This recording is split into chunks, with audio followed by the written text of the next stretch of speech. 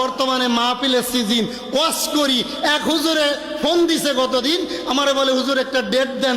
দিলাম, তা বলে হুজুর আপনার টাকা কত লাগবে? আমি কই ভাই আমি টাকার বিরুদ্ধে ওয়াজ করি। কই গত রাত্রে এক হুজুরে বলছি হুজুর একটা ডেট দেন। কই ডেট তো নিবেন, জানেন আমার ভিজিট কত? 80,000, 60,000, 70,000। এটার বলার লোকের তিনটা গুণ আছে। আল্লাহ রসুল বলেন যার ভিতর ঈমান থাকবে, তাকওয়া থাকবে, আল গিবাদু আসাদ্দু মিনাজ জিনা, ওই লোকটা কোনোদিন জিনা করে না, ওই লোকটা কোনোদিন গিবাদ করে না। ঠিক কিনা? দুই নম্বরে তাকওয়া ভিত্তিক লোক কোনোদিন হিংসা করে না। আল কারিমু ইজা ওয়াদা, ওয়াদা করলে ভঙ্গ করে না। ঠিক কিনা জোরে কোন?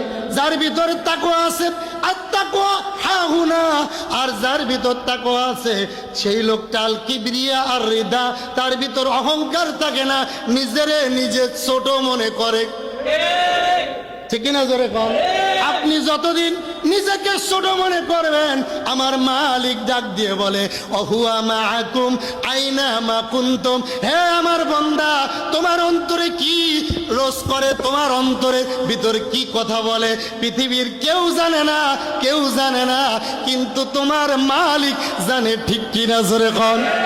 বন্ধু, ভালো মুরিদ, শিক্ষিত না, চেহারা ভালো না, টাকা পয়সা নাই, কিন্তু পীরের কাছে দাম আছে, এমন কিছু মুরিদ আছে কি নাই?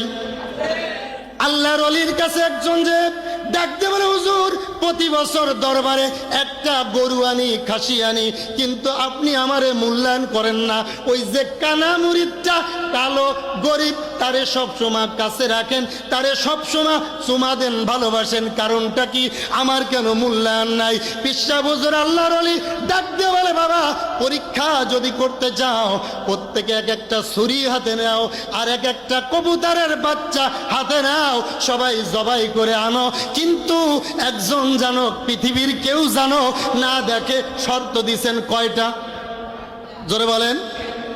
একটা শর্ত দিছেন, পৃথিবীর কেউ যেন দেখে না, জবাই করে আনবা।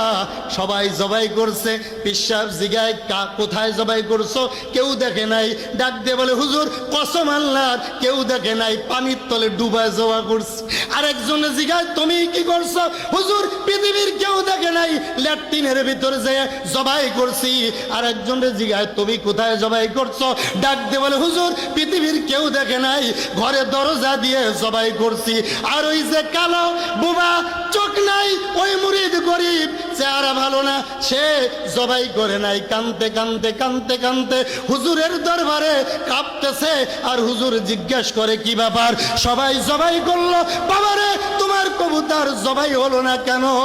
ডাক দিয়ে বলে হুজুর গো, আমি যখন বিসমিল্লাহি আল্লাহু আকবার বলে ছুরি চালাইতে যাই, আমার মালিক ডাক দিয়ে বলে সাবধান, আমি কিন্তু দেখি। জোরে এখন আল্লাহু আকবার। সাবধান হয়ে যাও, তুমি জবাই করো না। তোমার আল্লাহর ওলি, উনি আমার বন্ধু লাগে, উনি আমার আপন লাগে, উনি শর্ত দিছে কেউ যেন দেখে না।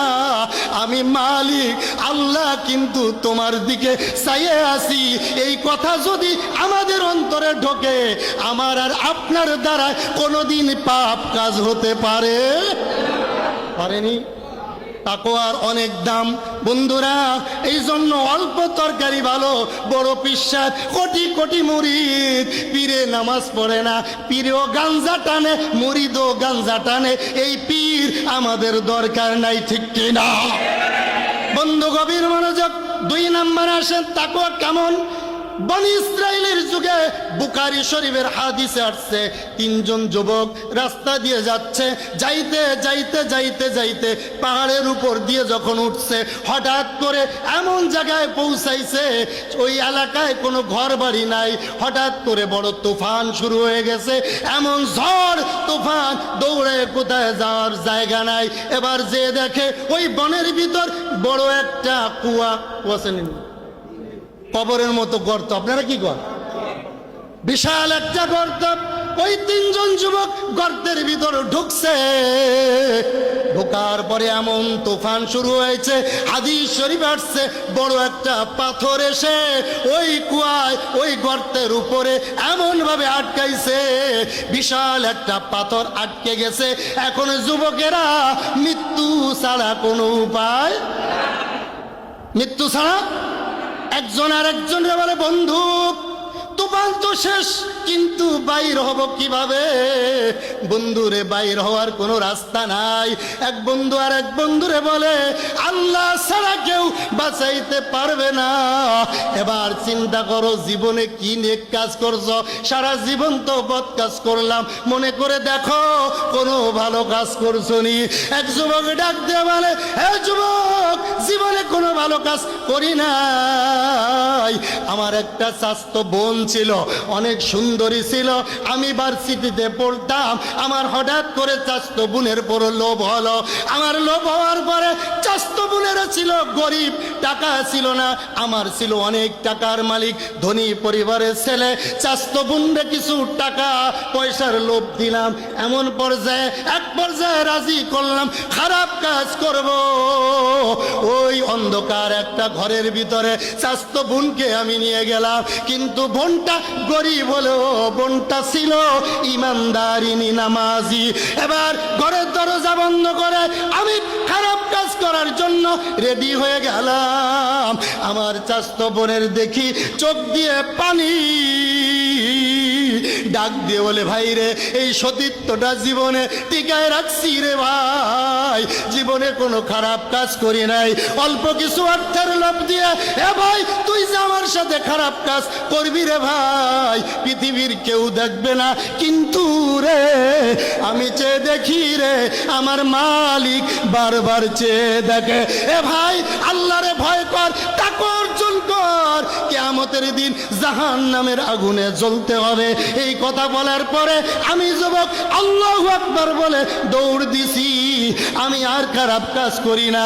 ও মালিক, এই কাজটা যদি তোমার দরবারে ভালো লাগে রে মালিক, পাথরটা একটু সরাইয়া দাও। এই কথা বলতে দেরি আমার আল্লাহ পাথরটা 1 বিঘত সরাই দিছে। জোরে এখন আল্লাহু আকবার। 2 নম্বরে যুবক ডাক দিয়ে বলে, হায় রে, পাথরটা 1 বিঘে সরাইছে, এই পাথর দিয়ে এতটুক জায়গা দিয়ে আমরা কেউ বাহির হতে পারবো না, আরো সময় আরো জায়গা দরকার। আর এক যুবক ডাক দিয়ে বলে, যুবক বল, তুমি কেমন কি কাজ করেছো? জীবনে কোনো ভালো কাজ করেছো কি না? ডাক দিয়ে বলে, না না, আমি জীবনে কোনো ভালো কাজ করি না, তবে আমি কাটুরিয়া ছিলাম, কাঠ কাটতাম। আমি যুবক প্রতিদিন কাঠ কেটে জীবিকা নির্ভর করি, কিন্তু আমার একটা আমল ছিল, আমার মা বাবা ছিল বৃদ্ধা এবং বৃদ্ধ। আমি আমার বাড়িতে বকরি ছিল, বকরির দুধ দহন করে কেউ খাওয়ার আগে আমার মাকে আর বাবাকে খাওয়াইতাম, কিন্তু এরপরে আমি খাইতাম না। একদিন দেখি রে, আমার আসতে একটু দেরি হয়ে গেছে, মা বাবা দুজন ঘুমিয়ে গেছে। আমি ওই শিয়রে দাঁড়িয়ে দুধ নিয়ে দাঁড়িয়ে রইছি। ফজরে রক্তে আমার মা ডাক দিয়ে বলে, বাবা তুমি এত রাত্রে শীতে কেন কাঁপতেছ? ডাক দিয়ে বলে, মা রাত 2টা বাজে এসে দেখি তোমরা ক্ষুধার্ত অবস্থায় ঘুমিয়ে পড়েছ, এই জন্য দুধ তো তোমাদেরকে না খাওয়াইয়া আমি খাইতে পারি না। এখন কিন্তু মা বাবার খেদমত করে না, শাশুড়ি আর শ্বশুরের খেদমতে ব্যস্ত যুবকেরা, ঠিক কিনা? বন্ধু গভীর মনোযোগ, ভালো করে বুঝবেন। মা ডাক দিয়ে বলে, ও যুবক, আমি তোর জন্য দোয়া করে যাই, জীবনে কোনোদিন যদি বিপদে পড়ো রে যুবক, আজকের কাজটার জন্য দোয়া করে যাই রে যুবক, আমার আল্লাহ এই কাজের জন্য তোর সব বিপদ মার্জনা করে দেবে। জোরে কোন সুবহানাল্লাহ। আয় আল্লাহ, ওই দিনের কাজ যদি তোমার দরবারে ভালো হয়, পাথরটা একটু সরায় দাও। বলতে দেরি পাথরটা আর 1 বিঘত সরিয়ে গেল। এবার 2 যুবক ডাকতে বলে, ভাই 2 বিঘত যেহেতু সরছে, মাথাটা ঢোকে না ঠিক মতো, তোমার জীবনে কি ভালো কাজ আছে বলো। ওই যুবক কান্দে আর বলে, আমার জীবনে কোনো ভালো কাজ নাই, তবে মনে পড়ছে একটি কাজ। আমার বাবা ছিল ধনী, আমাদের বাড়ির থেকে বিভিন্ন জায়গা থেকে বাড়িতে এসে কাজ করত, রংপুর, দিনাজপুর বিভিন্ন লোকেরা।